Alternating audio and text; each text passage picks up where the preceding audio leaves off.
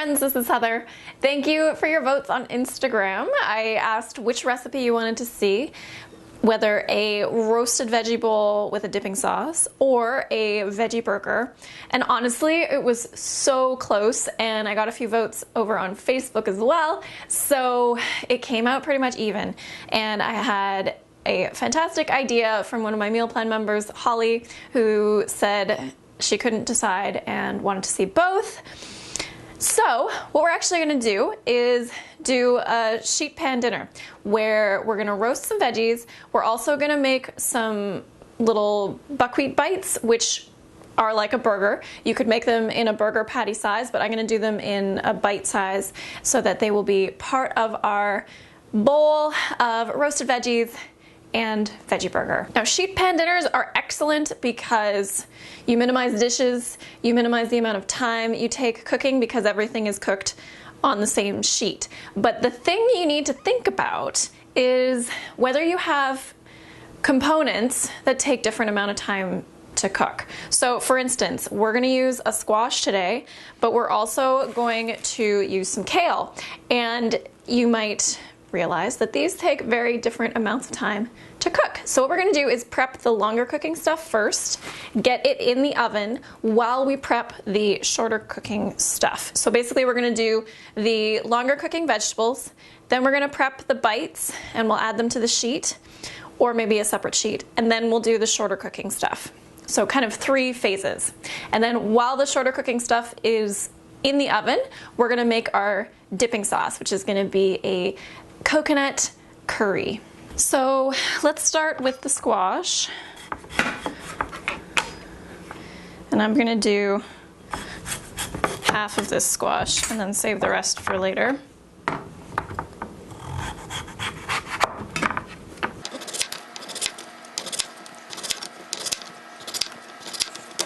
So I've trimmed the skin off because this is a supermarket squash, but if you have a squash from a farmer's market or somewhere that you trust, you could definitely leave the skin on and enjoy that. Now, the size of your cuts will impact how long this takes to cook. So I like to do fairly small pieces in order to minimize the cooking time. So what I'm going to do is just put everything on this pan kind of in sections so that I know what is going to take more time. I'm also going to put the mushrooms in here because I like my mushrooms really fully cooked. If you like your mushrooms cooked a little bit less, you could leave them for the second round.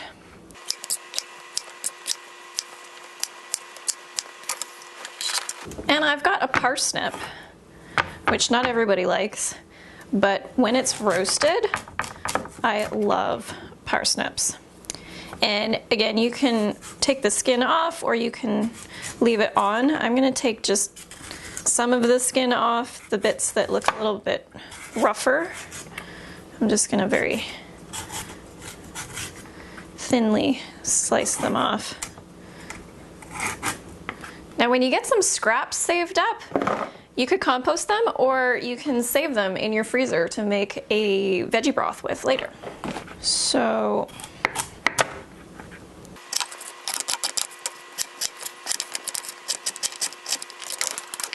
and I'm going to do a few carrots. These are fairly young carrots and they look lovely. So just a little rinse for them.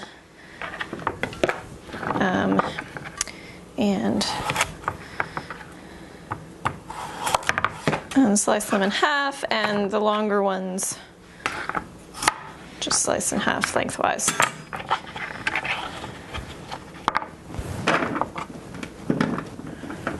All right, I'm definitely going to need 2 sheets. I'm just going to spread these out a little bit. Oh, I almost forgot my onion.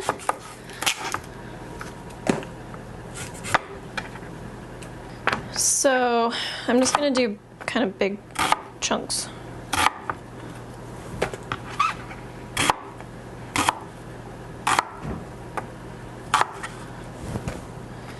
And maybe cut in half.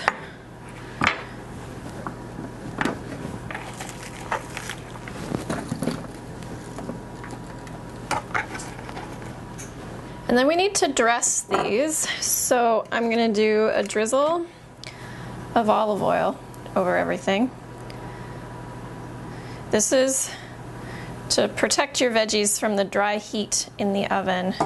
You can think of it like sunscreen for your veggies. It'll keep the moisture in them and make sure that they come out nice and soft. A little bit of sea salt. And then just on the parsnips, because not everybody likes parsnips, I'm gonna put a little drizzle of bee-free honey.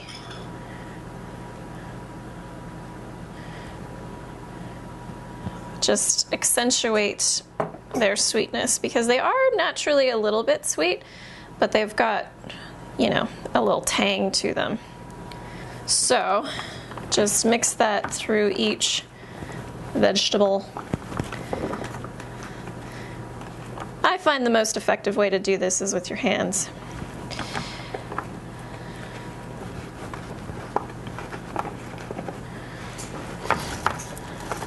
And I'm going to save the parsnips for last so that I don't spread that bee-free honey on the other veggies.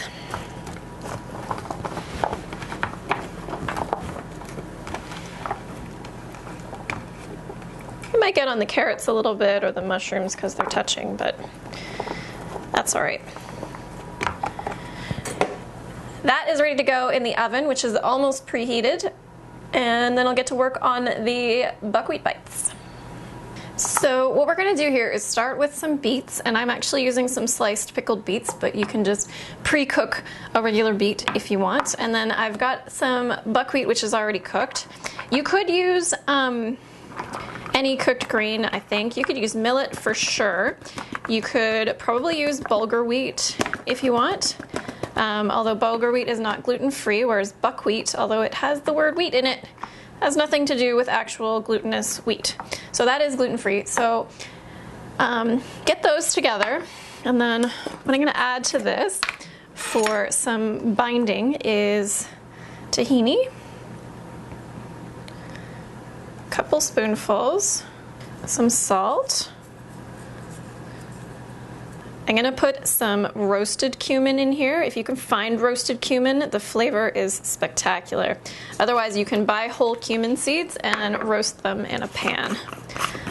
We're gonna actually sprinkle this. This is garlic powder. And onion powder. And then I'm gonna put a very tiny amount of curry powder in here as well. Because we're doing a curry sauce for dipping, I thought I'd match that. Although you can use any seasoning you want in there. So I'm just gonna pulse that in my Smart Stick chopper and get that to come together to a burger-like consistency. There's that done. And all I'm gonna do is form these into little bites. And as I said, you could make these into bigger burgers if you wanted. They would be fantastic. But for our bowls, I'm just gonna make them into small bite size. And then I've got the rest of this sheet for my other veggies that are gonna go in. And for my other veggies, I've got some red pepper, some Brussels sprouts, some kale, and a zucchini, which I'm probably only gonna do half of. So these I'm gonna do larger chunks because they will cook quickly. The Brussels sprouts, I'm just gonna cut the end off and then slice in half.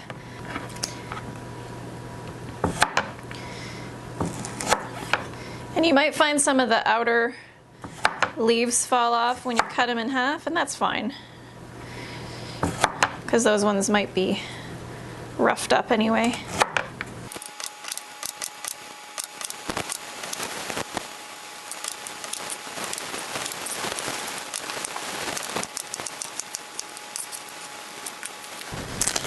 The kale, I'm going to rip off the stem up to a certain point.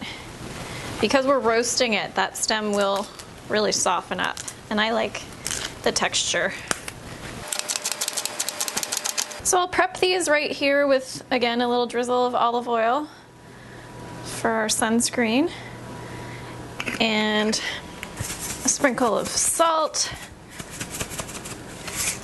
and then just lightly toss it.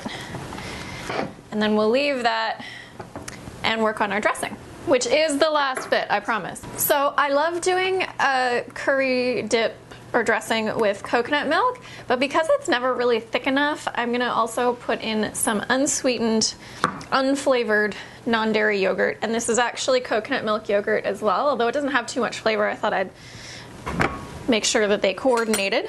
So I'm just gonna use a couple tablespoons of this, and then a couple tablespoons of the coconut milk.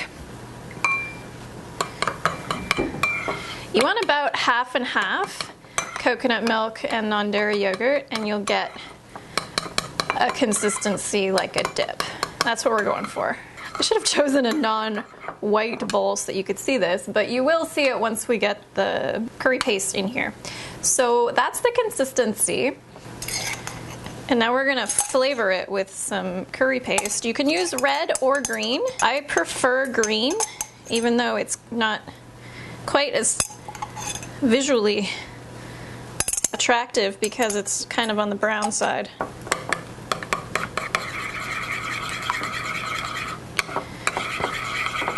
If you don't want to use non-dairy yogurt, you could use half of an avocado, a very ripe avocado, and puree it with the coconut milk, and then you'd get even more green color going on here.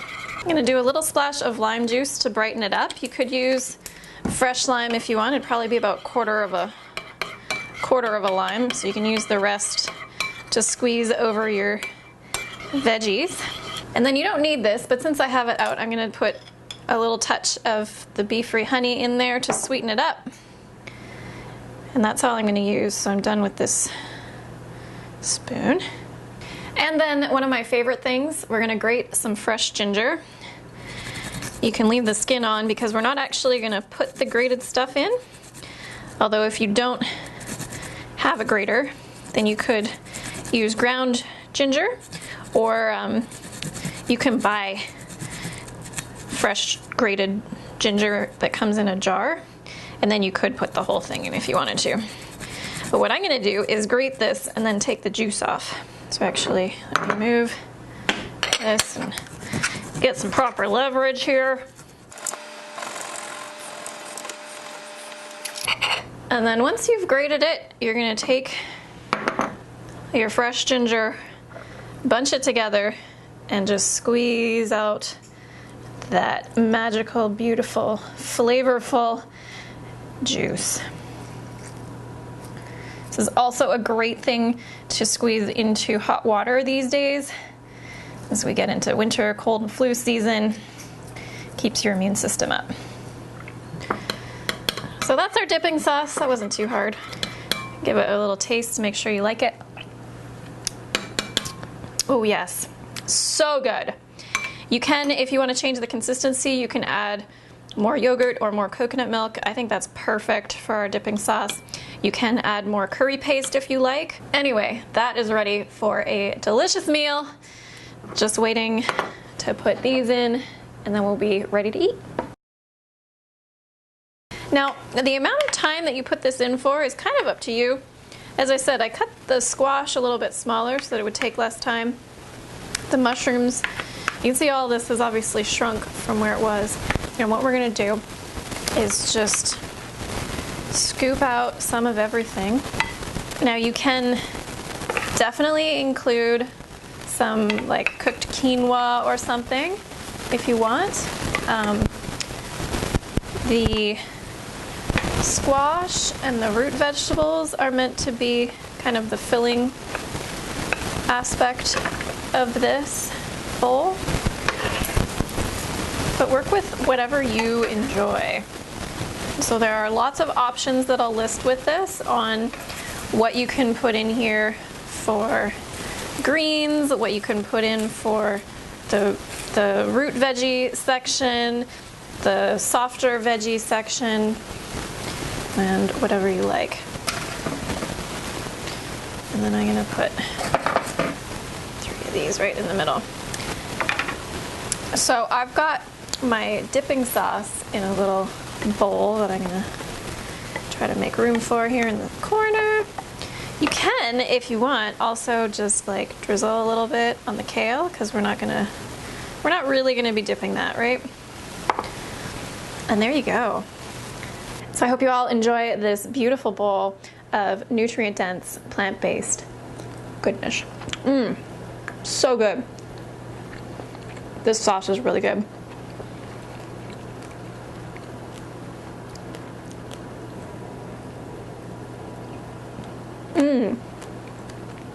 The bites are really, really nice. A little crispy on the outside, so soft on the inside. Roasted kale, so good.